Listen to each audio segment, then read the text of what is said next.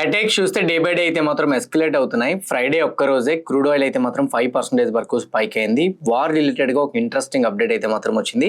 అది మార్కెట్స్ ని ఇంకొంచెం నెగిటివ్ సైడ్ ట్రిగ్గర్ చేయడానికి అవకాశాలు ఉన్నట్టు అయితే మాత్రం కనపడుతున్నాయి.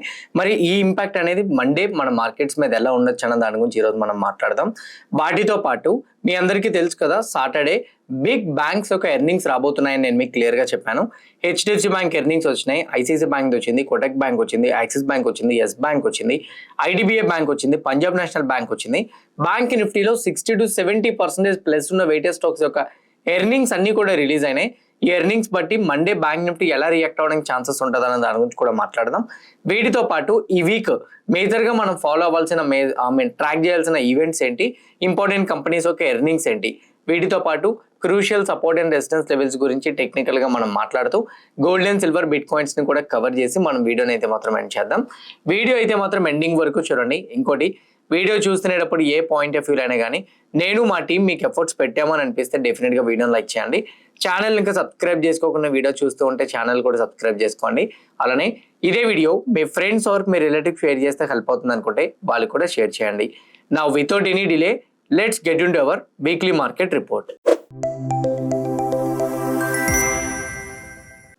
నా మీ అందరికీ తెలుసు టీమ్, మనం వీక్లీ అనాలిసిస్ మాట్లాడుకునేటప్పుడు ఎప్పుడు కూడా పాస్ట్ వీక్ పెర్ఫార్మెన్స్ గురించి ఎప్పుడు మాట్లాడుతుంటాం.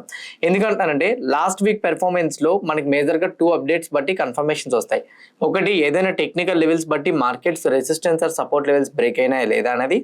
2, న్యూస్ అప్డేట్స్ రిలేటెడ్ గా లాస్ట్ వీక్ లో ఏమైనా news updates negatives or positives ఉంటే ఈ వీక్ మార్కెట్స్ ఏమైనా ట్రిగర్ చేయడానికి ఛాన్సెస్ ఉంటాయి అన్న దాని గురించి మనం మాట్లాడుతూ ఉంటాం. Last week so news updates related గా నేను డిస్కస్ చేస్తే మాత్రం ఫస్ట్ వన్, అంటే క్లియర్ గా సింపుల్ అండ్ షార్ట్ లో చెప్పాలనుకుంటే లాస్ట్ వీక్ లో అటాక్స్ అయితే మాత్రం ఇంకొంచెం డే బై డే సివియర్ అయినాయి తప్ప ఎక్కడ కూడా అటాక్స్ కంట్రోల్ అయినట్టు పాజిటివ్ ఎక్స్పెక్టేషన్స్ బిల్డ్ అవ్వలేదు. So first one, war related గా నెగిటివ్ అప్డేట్స్ లాస్ట్ వీక్ మొత్తం కూడా కంటిన్యూ అయినాయి. సెకండ్ వన్ వచ్చేసరికి ట్రంప్ ఇండియా పైన 100% టారిఫ్స్ ని విధిస్తానన్నారు. దానికోసం సెనెట్ లోని బిల్ పాస్ చేయడం కోసం ఓటింగ్ చేస్తే 60 మెంబర్స్ సెనెట్స్ అయితే మాత్రం ఇండియాకి అగేన్స్ట్ గా వేశారు. అంటే ఇండియా పైన టారిఫ్స్ ని విధించండి అని 60 మంది ఓటింగ్ వేశారు. సో ఇది మేబీ ఇండియన్ మార్కెట్స్ కి కొంచెం నెగిటివ్ గా ట్రిగ్గర్ చేసే ఛాన్సెస్ ఉన్నాయి. This is second point. Third one, last week లో Tuesday expiries, Thursday expiry, 2 expiries కూడా మార్కెట్స్ చాలా వాలటైల్ గానే ట్రేడ్ అయినాయి. కానీ ఫ్రైడే అయితే మాత్రం మార్కెట్ లో షార్ట్ కవరింగ్ కనిపించింది. దానికి కారణం రిలయన్స్ యొక్క earnings, same time banking stock యొక్క ఎర్నింగ్స్, అండ్ అట్లనే మండే నుంచి అయితే మాత్రం క్యాబినెట్ లోని మాన్సూన్ సీజన్స్ స్టార్ట్ అవుతున్నాయి. సో దానివల్ల ఇంపార్టెంట్ బిల్స్ పాస్ అవుతాయేమన్న ఎక్స్పెక్టేషన్స్ తో మండే షార్ట్ కవరింగ్ ర్యాలీ కనిపించింది. అంటే లాస్ట్ వీక్ లో ఉన్న న్యూస్ అప్డేట్స్ అన్ని కూడా నెగిటివ్ గానే ఉన్నాయి. ఈ వీక్ కూడా నెగిటివ్ అప్డేట్స్ క్యారీ అవ్వడానికి అవకాశాలు ఉన్నాయని మనకి క్లియర్ గా మండే టు ఫ్రైడే అప్డేట్స్ ప్రకారంగా అర్థమైపోతుంది.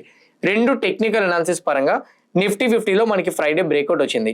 ఎప్పుడైనా చెప్తాను, గుర్తుపెట్టుకోండి, నేను ఇది ఫ్రైడే పోస్ట్ మార్కెట్ లో కూడా చెప్పాను. ఫ్రైడే వచ్చే బ్రేక్అవుట్స్ కానీ ఫ్రైడే వచ్చే బ్రేక్ డౌన్స్ కానీ మీరు ఎప్పుడు కూడా నమ్మడానికి ప్రయత్నించద్దు. బికాజ్ అవి సస్టైన్ అవ్వచ్చు, సస్టైన్ అవ్వలేకపోవచ్చు. ఇది మాత్రం స్ట్రాంగ్ గా మీ మైండ్ లో డిసైడ్ అయ్యేతే మాత్రం ఉండండి. సో టెక్నికల్ గా మనకి ఫ్రైడే వచ్చే మొమెంటం ని మనం అంత ఫాస్ట్ గా కన్ఫర్మేషన్ కి అయితే మాత్రం తీసుకోలేము. ఈ 2 పాయింట్స్ బట్ అయితే మాత్రం లాస్ట్ వీక్ లో ఉన్న నెగిటివ్ న్యూస్ అప్డేట్స్ అయితే ఇంకా కంటిన్యూ అవుతున్నాయని అర్థమైపోయింది. 2 టెక్నికల్ గా వచ్చే మూవ్మెంట్ ని అంత ఫాస్ట్ గా కన్ఫర్మేషన్ తీసుకోలేమని మనకు ఒక క్లారిటీ కూడా వచ్చేసింది. ఫ్రైడే 3:30కి మన మార్కెట్ క్లోజ్ అయిపోయిన తర్వాత ఏం జరిగింది అనేది 1 by 1 మనం మాట్లాడదాం. ఫ్రైడే 3:30 క్లోజ్ అయిపోయిన తర్వాత యుఎస్ మార్కెట్స్ ఈవినింగ్ ఓపెన్ అవుతాయి కదా. యుఎస్ మార్కెట్స్ లో డౌ జోన్స్ 397 పాయింట్స్ నెగిటివ్ లో క్లోజ్ అయితే, నాస్డాక్ 1.5% నెగిటివ్ లో క్లోజ్ అయింది. యూరోపియన్ మార్కెట్స్ అన్ని కూడా మిక్స్డ్ లో క్లోజ్ అయినాయి. ఏషియన్ మార్కెట్స్ ఒక్కొక్క ఇండెక్స్ కూడా మోర్ దెన్ 1% నెగిటివ్ లో ట్రేడ్ అయినట్టయితే మాత్రం కనపడుతున్నాయి. గ్లోబల్ మార్కెట్స్ అన్ని కూడా నెగిటివ్ గానే క్లోజ్ అయినాయి. క్రూడ్ ఆయిల్ ఒక్కరోజు Brent oil in terms of USD లో చూస్తే 88.10 దగ్గర క్లోజ్ అయింది. ఆల్మోస్ట్ 4.59% హైయర్ సైడ్ మొమెంటం ఇవ్వడం చూసాం. క్రూడ్ ఆయిల్ WTI అయితే మాత్రం 4.48% హైయర్ సైడ్ మొమెంటం ఇవ్వడం అయితే చూసాం. Brent oil and crude oil WTI రెండు కూడా హైయర్ సైడ్ మూవ్ ఇస్తున్నట్టు మనకి కన్ఫర్మేషన్ అయితే వచ్చినాయి. సో క్రూడ్ పెరుగుతుంది, గ్లోబల్ మార్కెట్స్ ఫాలో అయినాయి. ఈ 2 కూడా మండే మార్కెట్స్ కి నెగిటివ్ స్టార్ట్ ఇవ్వడానికి అవకాశాలు అయితే మాత్రం ఉన్నాయి. నా వీటి తర్వాత ఫ్రైడే కూడా యుఎస్ మార్కెట్స్ క్లోజ్ అయిపోయిన తర్వాత మేబీ సాటర్డే అండ్ సండే వచ్చినప్పుడు ఏదైనా పాజిటివ్ ఎక్స్పెక్టేషన్స్ బిల్డ్ అవుతాయేమో అని మనం అనుకుంటాం కదా.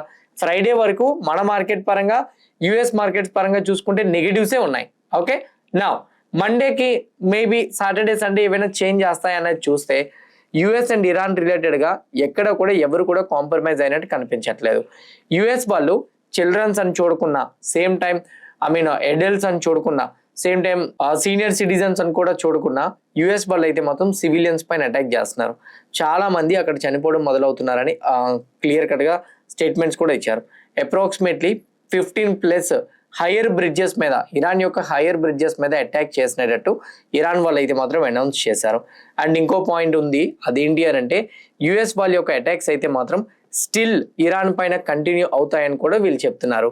ఇంకో అప్డేట్ కూడా ఉంది, యుద్ధంలో కీలక నిర్ణయం అన్నాను కదా, అదేంటంటే ఇరాన్ వాళ్ళు ఎప్పుడైతే యుఎస్ వాళ్ళు ఎప్పుడైతే ఇరాన్ పైన అటాక్ చేశారో ఇరాన్ వాళ్ళు ఇమీడియట్గా మా మీద మీరు అటాక్ చేస్తున్నారు కాబట్టి సీజ్ ఫైర్ రిలేటెడ్గా MOU కోసం తీసుకున్న కమిట్మెంట్స్ ఏవైతే ఉన్నాయో మొత్తం కమిట్మెంట్స్ని అయితే మాత్రం మేము రిమూవ్ చేస్తున్నాము, ఒక్క కమిట్మెంట్ కూడా ఇక మీతో పాటు ఉండదు అని క్లారిటీగా ఇరాన్ వాళ్ళు అయితే మాత్రం చెప్పేశారు. యుఎస్ వాళ్ళు అయితే మాత్రం ఇక మీద అసలు అగ్రిమెంటే లేదు, మీతో అగ్రిమెంట్ అయిపోయిందని యుఎస్ వాళ్ళు చెప్పేశారు. ఈ యుద్ధం పరంగా ఎప్పటికైనా MOU సైన్ అవ్వచ్చేమో అని ఒక అగ్రిమెంట్ మీద జరుగుతున్న డిస్కషన్ ఏదైతే ఉందో ఆ డిస్కషన్ రిలేటెడ్గా ఇంకా ఎండ్ అయిపోయింది. మరి అసలు సీజ్ ఫైర్ రిలేటెడ్గా టాక్సే ఉండవు, మన ఇద్దరి మధ్య ఇంక అగ్రిమెంట్ అసలు ఉండదు అని చెప్పి యుఎస్ వాళ్ళు అగ్రెసివ్ టోన్లో అటాక్ చేస్తున్నారు. 500 మెంబర్స్ ఆల్మోస్ట్ ఇంజూర్ అయ్యారని, 50 మెంబర్స్ ఎక్స్పైర్ అయిపోయారని ఇరాన్ అయితే చెప్తుంది. అయితే ఇరాన్ గల్ఫ్ కంట్రీస్ యొక్క ఇన్ఫ్రాస్ ఏవైతే ఉన్నాయో, గల్ఫ్ కంట్రీస్లో ఉన్న ఇన్ఫ్రాస్ ఏవైతే ఉన్నాయో ప్రతి ఒక్క ఇన్ఫ్రా మీద అటాక్ చేయడం మొదలు పెడతాం, అన్నీ కూడా ధ్వంసం చేస్తామని ఇరాన్ అయితే చెప్పింది. ఇప్పటి వరకు ఉన్న అప్డేట్స్ ప్రకారంగా అయితే మాత్రం ఇన్ఫ్రాస్ పైన అటాక్ చేసుకుంటున్నారు కాబట్టి క్రూడ్ ఆయిల్ మండేకి 90 క్రాస్ అవ్వడానికి అవకాశాలు ఉన్నాయి. క్రూడ్ ప్రైస్ పెరిగితే ఇన్ఫ్లేషన్ ప్రెజర్ పెరుగుతుంది, ఇన్ఫ్లేషన్ ఫియర్ పెరుగుతుంది. ఇన్ఫ్లేషన్ ఫియర్ పెరిగింది అని అంటే ఆబ్వియస్లీ గోల్డ్ అండ్ సిల్వర్లో ఫాల్ కనపడుతుంది. ఒక పక్క గోల్డ్ అండ్ సిల్వర్ పడుతుందని మనకు అర్థమవుతుంది. ఇంకో పక్క వచ్చేసరికి మార్కెట్స్ రిలేటెడ్గా మనం మాట్లాడుకుంటే ఇరాన్ చేస్తున్న అటాక్స్ అయితే మాత్రం గల్ఫ్ కంట్రీస్లో ఇన్ఫ్రాస్ట్రక్చర్ ఇంకా మేజర్గా హిట్ అవ్వలేదు. ఒకవేళ అవి హిట్ అవ్వడం మొదలైతే మాత్రం మేబీ మార్కెట్స్కి ఇది నెగిటివ్గా మారే అవకాశాలు అయితే మాత్రం ఉన్నాయి. సో సెకండ్ వన్ అంటే ఈరోజు మనకి గ్లోబల్ మార్కెట్స్ నెగిటివ్గా ఉంటే, రెండు గ్లోబల్ మార్కెట్స్ క్లోజ్ అయిపోయిన తర్వాత ఇప్పుడు నేను రికార్డింగ్ 8 o'clockకి చేస్తున్నా, సాటర్డే నైట్ 8 o'clockకి. మీ ఇప్పుడు వరకు ఉన్న 8 o'clock ఉన్న న్యూస్ అప్డేట్స్లో కూడా నెగిటివ్సే వార్ రిలేటెడ్గా కనపడుతుంది. అయితే గుర్తుపెట్టుకొని ఇన్ఫ్రాస్ పైన అటాక్ చేస్తునేటప్పుడు మార్కెట్స్ రిలేటెడ్గా వచ్చేసరికి ఇన్ఫ్రాస్ పైన చేసిన అటాక్స్ ఏవైతే ఉన్నాయో అవి మార్కెట్స్లో అయితే మాత్రం కొంచెం వైలెంట్గా రియాక్ట్ అవడానికి అవకాశాలు ఉన్నాయి. క్రాష్ అవుతుందని అంటే అది టెక్నికల్గా కొన్ని లెవెల్స్ చెప్తాను, దాన్ని బట్టి డిసైడ్ అవుతారు. On the other side f i data ప్రకారంగా చూస్తే ఫ్రైడే ఎఫ్ఐ 376 crores మార్కెట్లో సెల్ చేస్తే డిఐ అయితే మాత్రం 1017 crores మార్కెట్లో బై చేశారు. ఎఫ్ఐఐ ఫ్రైడే వచ్చేసరికి కొంచెం షార్ట్ కవరింగ్ చేసినట్టు కనపడుతుంది. ప్రొపరైటరీ ట్రేడర్స్ కూడా index option side short covering చేసినట్టు కనపడుతుంది. డేటా ఓవరాల్గా చూస్తే షార్ట్ కవరింగ్ కనపడుతుంది. ఈ డేటా ప్రకారంగా చూస్తే మండే మార్కెట్ ఏ గ్యాప్ డౌన్ ఓపెన్ అయినా కూడా వాళ్ళు షార్ట్ కవరింగ్ కంటిన్యూ చేస్తారు అనేటట్టు కనపడుతుంది. అంటే గ్యాప్ డౌన్ ఓపెన్ అయితే సడన్గా రీకవరీ అవ్వడానికి ఛాన్సెస్ ఉంటాయి అనేటట్టు అయితే మాత్రం కనపడుతుంది. బట్ ఏం జరుగుతుంది అనేది మండే మార్నింగ్కి ఇంకా వార్ అప్డేట్స్ వస్తాయి కదా, దాన్ని బట్టి ఈ డేటాను మండే మార్నింగ్ ప్రీ మార్కెట్లో నేను చెప్తాను. ఓకేనా, ఇది వీక్లీ అనాలిసిస్ కాబట్టి ఈ డేటాను పక్కన పెట్టేద్దాం. నా మండే కిక్ స్టార్ట్ పాజిటివ్గా ఇస్తుందా లేదా అని తెలియాలంటే ఈ రోజు రిలీజ్ అయిన 5 బ్యాంకింగ్ స్టాక్స్ ఎర్నింగ్స్ని 1 by 1 మనం మాట్లాడుకోవాలి. వెయిటేజ్ స్టాక్స్ ప్రకారంగా ఒక్కొక్కటి నేను చెప్తూ వస్తాను, మీరు క్లియర్గా వినండి. ఫస్ట్ వన్ వచ్చరికి HDFC bank earnings. HDFC bank earnings పరంగా చూసుకుంటే నెట్ ప్రాఫిట్ సిఎన్బిసి ఎక్స్పెక్ట్ చేసిన నెంబర్ అయితే 19,332, నెంబర్ ఏమో 19,059 అయితే మాత్రం వచ్చింది. ఫస్ట్ వన్ నెట్ ప్రాఫిట్ అయితే మాత్రం ఎస్టిమేటెడ్ నెంబర్స్ని బీట్ చేసి రాలేదు. రెండు నెట్ ఇంట్రెస్ట్ ఇన్కమ్ 34,353 crore అయితే 33,534 crore వచ్చింది. Net profit net interest income రెండు కూడా ఎస్టిమేటెడ్ నెంబర్స్ని బీట్ చేసి రాలేదు. గుర్తుపెట్టుకోండి, బ్యాంక్స్ రిలేటెడ్గా, బ్యాంక్సే కాదు క్వార్టర్లీ ఎర్నింగ్స్ రిలేటెడ్గా ఎప్పుడు కూడా నెంబర్స్ ఇంపార్టెంట్ కాదు, ప్రాఫిట్లో వచ్చాయా లాస్లో వచ్చినాయని ఇంపార్టెంట్ కాదు, ఎక్స్పెక్టేషన్స్ తగ్గట్టుగా వచ్చిందా లేదా, మేనేజ్మెంట్ గైడెన్స్ ఎలా ఇచ్చింది, ఈ రెండు చాలా చాలా ఇంపార్టెంట్. వాటి పరంగా చూసుకుంటే ఎక్స్పెక్టేషన్ నెంబర్స్ పరంగా అయితే మాత్రం వీళ్ళు బీట్ చేసి ఇవ్వలేకపోయారు. కొన్ని నార్మల్గా నెట్ ప్రాఫిట్ చూస్తే ఇయర్ 5% పెరిగింది, నెట్ ఇంట్రెస్ట్ ఇన్కమ్ 6.7% పెరిగింది. గ్రాస్ ఎన్పిఏ అంటే మొండి బకాయిల పరంగా చూస్తే 1.15% నుంచి 1.17% ఇంప్రూవ్ అయింది. నెట్ ఎన్పిఏ 0.38% నుంచి 0.41% ఇంప్రూవ్ అయింది. Gross NPA quarter and quarter పరంగా చూసుకుంటే లాస్ట్ టైంతో కంపేర్ చేసుకుంటే ఈసారి అయితే మాత్రం గ్రాస్ ఎన్పిఏ పెరిగింది, నెట్ ఎన్పిఏ కూడా నెంబర్స్ పెరిగినాయి. అండ్ ఓవరాల్గా చూసుకుంటే మాత్రం net profit net interest income పెరిగినా కూడా అసెట్ క్వాలిటీ అంత పాజిటివ్గా అయితే మాత్రం రాలేదు. ప్రొవిజన్స్ పరంగా చూస్తే 14,401 కోటి లాస్ట్ టైం అయితే, ఈసారి 3,060 crore. క్వార్టర్ అండ్ క్వార్టర్లో అయితే 2,600 crore. క్వార్టర్ అండ్ క్వార్టర్ పరంగా చూసుకుంటే ప్రొవిజన్స్ పెరిగినాయి, ఇయర్ లో బాగా తగ్గింది, కొంచెం పాజిటివ్ గా తీసుకోవచ్చు. నెట్ ఇంట్రెస్ట్ ఇన్కమ్ అయితే, నెట్ ఇంట్రెస్ట్ మార్జిన్ అయితే 3.26% రికార్డ్ లో వచ్చింది. Last time 3.38 quarter and quarter, ఈసారి 3.26. నెట్ ఇంట్రెస్ట్ మార్జిన్ తగ్గింది. ఎస్టిమేటెడ్ నెంబర్స్ ని బీట్ చేసి అయితే ఇవ్వలేదు. ఇంకోటి ఏంటంటే నెట్ ఇంట్రెస్ట్ మార్జిన్స్ కూడా డిక్లేర్ అయినాయి. అయితే ఇందులో ఇయర్ లో కంపారిజన్ మనం చూడకూడదు, ఎందుకంటే మోస్ట్లీ లాస్ట్ ఇయర్ Q1 లో హెచ్డిబి ఫైనాన్షియల్స్ వల్ల హెచ్డిబి ఫైనాన్షియల్ స్టాక్ మార్కెట్ లో లిస్ట్ అయింది కదా, దానివల్ల 9,130 crore యాడ్ అయిందంట. ఆ అమౌంట్ ని తీసి మనం క్యాలిక్యులేట్ చేసుకోవాలని కూడా చెప్తున్నారు. సో అందువల్ల అనుకుంటే ప్రొవిజన్స్ లో ఆ నెంబర్ మనకు కనిపించింది. బట్ అలా తీసి చూసుకున్నా కూడా హెచ్డిఎఫ్సి నెంబర్స్ ఎందుకో నాకు అంత పాజిటివ్ గా అనిపించట్లేదు. నెట్ ప్రాఫిట్స్ పెరిగినా కానీ ఎస్టిమేటెడ్ నెంబర్స్ ని బీట్ చేసి రాలే. సో దీన్ని బట్టి నాకు చూస్తుంటే హెచ్డిఎఫ్సి బ్యాంక్ కొంచెం న్యూట్రల్ విత్ నెగిటివ్ గా పెర్ఫామ్ చేయడానికి ఛాన్స్ ఉంటుందని అనుకుంటున్నా. ఈవెన్ న్యూట్రల్ విత్ పాజిటివ్ గానీ, న్యూట్రల్ విత్ నెగిటివ్ గానీ, స్టాక్ ప్రైస్ రియాక్షన్ అయితే మిక్స్డ్ లో ఉంటుంది. పాజిటివ్ సైడ్ వెళ్ళడానికి అయితే తక్కువ ఛాన్సెస్ అయితే మాత్రం ఉన్నాయి. ఇది హెచ్డిఎఫ్సి బ్యాంక్ సైడ్ నుంచి. సో ఇప్పటి వరకు ఉన్న అప్డేట్స్ అన్ని నెగిటివ్. దీనికి ఇప్పుడు హెచ్డిఎఫ్సి బ్యాంక్ నెగిటివ్ అప్డేట్ కూడా మనకి కనెక్ట్ అయ్యింది. సో ఇది కూడా నెగిటివ్ గానే ఉంది. ఇప్పటి వరకు మనం మాట్లాడుకున్న అప్డేట్స్ అన్ని నెగిటివ్ కాబట్టి మండే గ్యాప్ డౌన్ తో ఓపెన్ అవడానికి ఛాన్సెస్ ఉండేటట్టు కనపడుతుంది. Now where in comes to the ICICI bank. ICICI bank earnings పరంగా చూసుకుంటే ICICI bank net profit 13,616 crore expect చేస్తే 14,804 crore వచ్చింది. నెట్ ఇంట్రెస్ట్ ఇన్కమ్ 24,385, పోల్ చేసిన నెంబర్ 23,689. నెంబర్స్ అయితే మాత్రం net interest income, net profit రెండు పాజిటివ్ గానే వచ్చినాయి. అండ్ వాటితో పాటు నెట్ ప్రాఫిట్ అయితే మాత్రం నార్మల్ గా ఎస్టిమేటెడ్ నెంబర్స్ ఎలానో బీట్ చేసి వచ్చినాయి కదా, నార్మల్ నెంబర్స్ కంపేర్ చేసుకుంటే నెట్ ప్రాఫిట్ 16% పెరిగింది, నెట్ ఇంట్రెస్ట్ ఇన్కమ్ 12.7% పెరిగింది, ఎసెట్ క్వాలిటీ 1.4 నుంచి 1.38% డ్రాప్ అయింది గ్రాస్ ఎన్పిఏ, నెట్ ఎన్పిఏ అయితే 0.33 నుంచి 0.35, అది కూడా న్యూట్రల్ అని మనం చెప్పుకోవచ్చు. On the other side net interest margins చూస్తే 4.34% నుంచి 4.36% వచ్చింది. నెట్ ఇంట్రెస్ట్ మార్జిన్ కొంచెం ఇంప్రూవ్ అయింది. ప్రొవిజన్స్ అయితే 1816 crore నుంచి 1260 crore వచ్చింది. గ్రాస్ స్లిప్పేజెస్ చూసుకున్న డ్రాప్ అయినాయి. ఓవరాల్ గా నెంబర్స్ అయితే ఐసిఐసిఐ బ్యాంక్ కంప్లీట్ పాజిటివ్ అండి. ఇప్పటి వరకు నేను మాట్లాడిన హెచ్డిఎఫ్సి బ్యాంక్, ఐసిఐసిఐ బ్యాంక్ లో చూస్తే HDFC bank mixed with negative గా వచ్చింది. ఐసిఐసిఐ బ్యాంక్ అయితే మాత్రం కంప్లీట్ పాజిటివ్ గా వచ్చింది. మేబీ ఈరోజు ICICI bank HDFC bank follow అయినా ఐసిఐసిఐ బ్యాంక్ సపోర్ట్ ఇవ్వగలిగితే బ్యాంక్ నిఫ్టీ న్యూట్రల్ అవడానికి ఛాన్స్ ఉంటుంది. రెండు కంపెనీలతో సరిపోదుగా, తర్వాత ఇంకో కంపెనీ కూడా ఉంది, అదేంటి కోటక్ బ్యాంక్. కోటక్ బ్యాంక్ పరంగా మాట్లాడదాం. Kotak bank CNBC poll expect చేసిన నెంబర్ 3,910, నెంబర్ ఏమో 4,123 వచ్చింది. నెట్ ఇంట్రెస్ట్ ఇన్కమ్ 8,058 crore నుంచి 7,928 crore వచ్చింది. ఒకటి net interest income estimated number ని బీట్ చేసి రాలే. నెట్ ప్రాఫిట్ అయితే మాత్రం బీట్ చేసి వచ్చింది. కానీ ఓవరాల్ నెంబర్స్ చూద్దాం. నెట్ ప్రాఫిట్ 25% పెరిగింది, which is positive. Net interest income 9.2% పెరిగింది, which is positive. Gross NPA వచ్చేసరికి న్యూట్రల్ గా వచ్చింది. నెట్ ఎన్పిఏ 0.27% ఎప్రిషియేట్ అయింది. లాస్ట్ టైం 0.25, అంత పాజిటివ్ గా అయితే మాత్రం రాలే. ప్రొవిజన్స్ చూస్తే 1208 crore లాస్ట్ టైం, ఈసారి 668 crore అయితే మాత్రం వచ్చింది. ఓకే, నెట్ ఇంట్రెస్ట్ మార్జిన్స్ ఏమో లాస్ట్ టైం తో కంపేర్ చేసిన నెంబర్స్ వచ్చినాయి.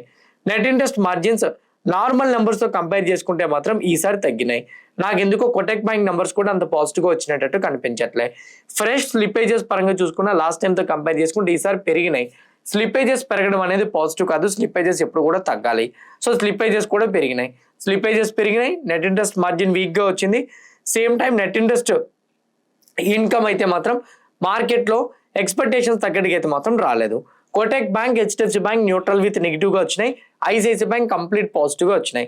ఐసిఐసిఐ బ్యాంక్ సపోర్ట్ కి ఒక్క బ్యాంకింగ్ స్టాక్ వచ్చినా కూడా బ్యాంక్ నిఫ్టీ మండే న్యూట్రల్ గా ఓపెన్ అవ్వచ్చు.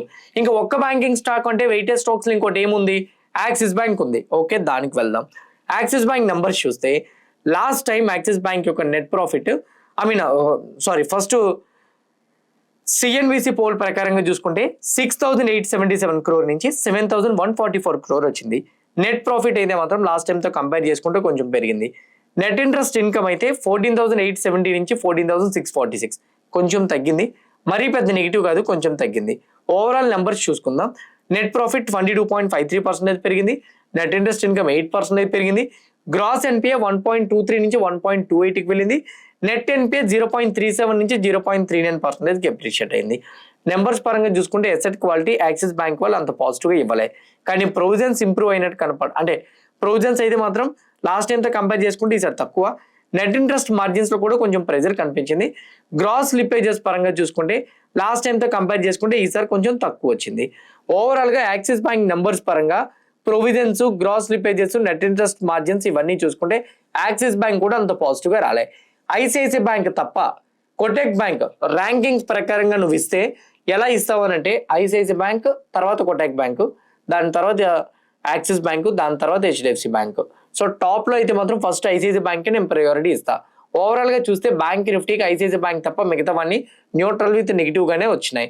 ఓకే, తర్వాత చిన్న చిన్న బోర్డర్ కంపెనీస్ ఎలా వచ్చినాయి అనేది చూస్తే ఎస్ బ్యాంక్ అయితే మాత్రం కంప్లీట్ పాజిటివ్ అండి. లిటరల్లీ ఎస్ బ్యాంక్ లో నెంబర్స్ అయితే మాత్రం చాలా చాలా పాజిటివ్ గా వచ్చినాయి. Net interest margins 2772 crore expect చేస్తే సిఎన్బిసి పోల్ ప్రకారంగా 2786, 1100 crore నుంచి 1071 crore వచ్చింది. నెట్ ప్రాఫిట్ కొంచెం డ్రాప్ అయింది, కానీ ఓవరాల్ నెంబర్ చూడండి ఒకసారి. నెట్ ప్రాఫిట్ 34% పెరిగింది. నెట్ ఇంట్రెస్ట్ ఇన్కమ్ 17.5% పెరిగింది. గ్రాస్ ఎన్పిఏ న్యూట్రల్ అన్చేంజ్డ్ గా ఉంది. నెట్ ఎన్పిఏ అన్చేంజ్డ్ గా ఉంది, which is positive. Okay, negative గా రాకుండా ఉంటే చాలు. నౌ ప్రొవిజన్స్ ఏమో లాస్ట్ టైంతో కంపేర్ చేస్తే ఈసారి కొంచెం పెరిగినాయి. నెట్ ఇంట్రెస్ట్ మార్జిన్స్ ఏమో 2.7% ఎక్స్పెక్ట్ చేసింది కూడా అదే. నెట్ ఇంట్రెస్ట్ మార్జిన్స్ లాస్ట్ టైంతో కంపేర్ చేస్తే ఈసారి న్యూట్రల్ గానే వచ్చినాయి. గ్రాస్ స్లిప్పేజెస్ డ్రాస్టిక్ గా డ్రాప్ అయినాయి. ఎస్ బ్యాంక్ నెంబర్స్ అయితే చాలా పాజిటివ్ అండి. ఇప్పటి వరకు అనలైజ్ చేసిన 5 స్టాక్స్ లో ఫస్ట్ ఐసిఐసిఐ బ్యాంక్ నేను ఇస్తే ర్యాంకింగ్స్ లో 2 అయితే మాత్రం ఎస్ బ్యాంకే ఇస్తా. ఓకే, ఈ 2 మాత్రం పాజిటివ్, కానీ ఎస్ బ్యాంక్ యొక్క పాజిటివ్ మూమెంటం బ్యాంక్ నిఫ్టీ అంతగా ట్రిగ్గర్ చేయదు. Okay, now when it comes to IDBI bank, net profit 5.37% పెరిగింది. నెట్ ఇంట్రెస్ట్ ఇన్కమ్ 10.1% పెరిగింది. గ్రాస్ ఎన్పిఏ 2.3% వచ్చింది, డ్రాప్ అయింది కొంచెం. సో నెట్ ఎన్పిఏ కొంచెం పెరిగింది. నెట్ ఇంట్రెస్ట్ మార్జిన్స్ అయితే మాత్రం కొంచెం డ్రాప్ అయినాయి. మిక్స్డ్ గా వచ్చినాయి ఐడిబిఐ బ్యాంక్ యొక్క నెంబర్స్ అయితే. పంజాబ్ నేషనల్ బ్యాంక్ యొక్క నెంబర్స్ అయితే మాత్రం నెట్ ప్రాఫిట్స్ పరంగా చూసుకుంటే హెవీగా పెరిగినాయి. Net interest income little bit పెరిగింది. అసెట్ క్వాలిటీ కొంచెం ఇంప్రూవ్ అయింది. ట్యాక్స్ ఎక్స్పెన్సెస్ అయితే మాత్రం బాగా రెడ్యూస్ అయినాయి. పంజాబ్ నేషనల్ బ్యాంక్ కూడా కొంచెం మిక్స్డ్ లో వచ్చినట్టు అయితే మాత్రం మనకు కనపడుతుంది. ఓవరాల్ గా బ్యాంకింగ్ స్టాక్స్ యొక్క నెంబర్స్ అయితే ఐసిఐసిఐ బ్యాంక్ తప్ప మిగతావన్నీ న్యూట్రల్ విత్ నెగిటివ్ గానే వచ్చినాయి. So bank Nifty Monday gap up open అవుతుందని మాత్రం ఎక్స్పెక్ట్ చేయొద్దు. అయితే వన్ థింగ్, ఇవన్నీ న్యూట్రల్ గా ఓపెన్ అయితే ఐసిఐసిఐ బ్యాంక్ గానీ ఒక 5% గ్యాప్ అప్ ఓపెన్ అయితే మాత్రం న్యూట్రల్ విత్ పాజిటివ్ గా ఓపెన్ అవుతుంది. సో ఇవన్నీ బిగ్ నెగిటివ్ లో ఓపెన్ అయినాయి అనుకోండి, ఐసిఐసిఐ బ్యాంక్ ఒకటే పాజిటివ్ సైడ్ ఓపెన్ అయింది అనుకోండి, maybe bank Nifty already global markets పరంగా వార్ కంటిన్యూ అవుతుంది కాబట్టి నెగిటివ్ గా ఓపెన్ అవడానికి ఛాన్స్ ఉంది. నా ఈ వీక్ మార్కెట్స్ ని ట్రిగ్గర్ చేసే ఈవెంట్స్ ఏమైనా ఉన్నాయనంటే ఉన్నాయండి. First one, Monday UK unemployment rate ఉంది. మండే ఏ డేటా పాయింట్స్ లో ట్యూస్డే యూకే అన్ఎంప్లాయ్మెంట్ డేటా ఉంది. Wednesday UK inflation. Thursday euro area interest rate decision, చాలా ఇంపార్టెంట్ ఇది. On the other side US jobless claims data ఉంది. Friday India foreign exchange reserves, India manufacturing PMI, euro area manufacturing PMI, UK manufacturing PMI, US manufacturing PMI వస్తున్నాయి. మరీ big వేలో market trigger చేసేవి లేవు. But కాకపోతే ఈ euro area interest rate decision, UK inflation, UK unemployment data అనేది కొంచెం focus చేయండి. ఓకేనా? సో ఇవి మేజర్గా ఉన్న ఈవెంట్స్ అయితే. నా ఈ వీక్ లో వార్ అప్డేట్స్ పరంగా నెగిటివ్ గా ఉన్నాయి కదా, నెగిటివ్ గా ఉన్నాయి కాబట్టి వార్ అప్డేట్స్ రిజల్ట్స్ లో ఐసిఐసిఐ బ్యాంక్ తప్ప ఏవి అంత పాజిటివ్ గా రాలేదు కాబట్టి మేబీ, అంటే పాజిటివ్ గా రాలేదంటే it doesn't mean stocks crash అవుతాయని. నెంబర్స్ అన్ని న్యూట్రల్ విత్ నెగిటివ్ గా వచ్చినాయి, అంటే మిక్స్డ్ గా వచ్చినాయి అనమాట. ఐసిఐసిఐ బ్యాంక్, ఎస్ బ్యాంక్ మాత్రం కంప్లీట్ పాజిటివ్ గా వచ్చినాయి, అది main. Now when it comes to the Nifty, ఒకవేళ ఫ్రైడే వచ్చిన ర్యాలీ ఫేక్ అని మనకు తెలియాలనంటే ఫ్రైడే లో బ్రేక్ అయితే చాలు, ఫ్రైడే వచ్చిన ర్యాలీ ఫేక్ అని మనకు తెలిసిపోతుంది. కానీ మార్కెట్లోని వార్ సిచ్యువేషన్స్ పరంగా నెగిటివ్ ఇంపాక్ట్ కనిపిస్తుంది, ఎక్కువ ఫాల్ చూడొచ్చు అని మనం అనుకుంటే మాత్రం 23,800 బ్రేక్ అవ్వాలి. So first fall 24,000, next fall 23,800. Bank Nifty Sensex పరంగా చూసుకుంటే 76,500. సెన్సెక్స్ కానీ 76,500 కానీ డౌన్ సైడ్ బ్రేక్ అయితే మాత్రం డిక్లైన్ చూడడానికి ఛాన్సెస్ ఎక్కువ ఉంటాయి. బ్యాంక్ నిఫ్టీ పరంగా 57,000 బ్రేక్ అయితే మాత్రం ఫాల్ చూడడానికి ఛాన్సెస్ ఉంటాయి. ఫిన్ నిఫ్టీ పరంగా 26,187 లెవెల్ బ్రేక్ అయితే ఫాల్ చూడడానికి ఛాన్సెస్ ఉంటాయి. నేనైతే మాత్రం క్రూషియల్ గా అనుకున్న సపోర్ట్ లెవెల్స్ ఏవైతే ఉన్నాయో అవి బ్రేక్ అయితే మేజర్ ఫాల్స్ వస్తాయి, అవి బ్రేక్ అవ్వకపోతే మాత్రం మేజర్ ఫాల్స్ చూడడానికి తక్కువ ప్రాబబిలిటీస్ ఉంటాయి అనేది నా పర్సనల్ ఒపీనియన్. అయితే ఆ లెవెల్స్ కానీ ఏ పాయింట్ ఆఫ్ వ్యూలో కానీ వార్ సిచ్యువేషన్స్ ఇంకా వర్స్ట్ టైప్ బ్రేక్ అయితే మాత్రం ట్రస్ట్ మీ మోర్ ఫాల్ అయితే మాత్రం మనం చూడగలుగుతాం. When it comes to the bitcoin, currently 64,000 దగ్గర ట్రేడ్ అవుతుంది. బిట్ కాయిన్ పరంగా మనం ఒకటి మాట్లాడుకున్నాం, 62,000 ఇంపార్టెంట్ సపోర్ట్ లెవెల్, దాన్ని టచ్ చేస్తే మంచి స్వింగ్ ట్రేడ్ ఎక్స్పెక్ట్ చేయొచ్చు అనుకున్నాం. కరెంట్లీ వచ్చేసరికి ఇక్కడే కన్సల్టేషన్ అవుతుంది. మేబీ నెక్స్ట్ వీక్ లో 65,500 కానీ బ్రేక్ చేస్తే మాత్రం స్లోగా 71,000 వరకు బిట్ కాయిన్ లో చూడడానికి ఛాన్స్ ఉంటుంది. గోల్డ్ పరంగా క్రూడ్ పెరుగుతుంది కాబట్టి నేను గోల్డ్ లో పాజిటివ్ వ్యూ షార్ట్ టర్మ్ లో మెయింటైన్ చేయాలనుకోవట్లేదు.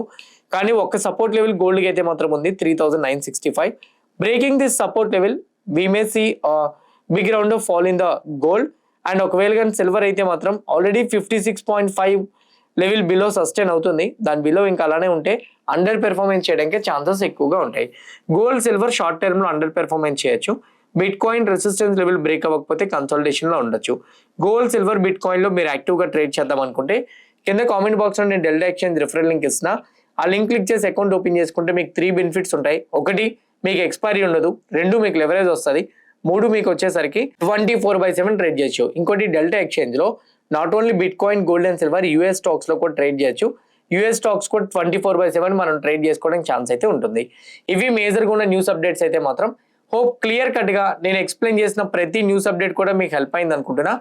ఎవ్రీథింగ్ హెల్ప్ అయితే వీడియో లైక్ చేయండి. ఛానల్ ఇంకా సబ్స్క్రైబ్ చేసుకోకుండా వీడియో చూస్తూ ఉంటే ఛానల్ కూడా సబ్స్క్రైబ్ చేసుకోండి.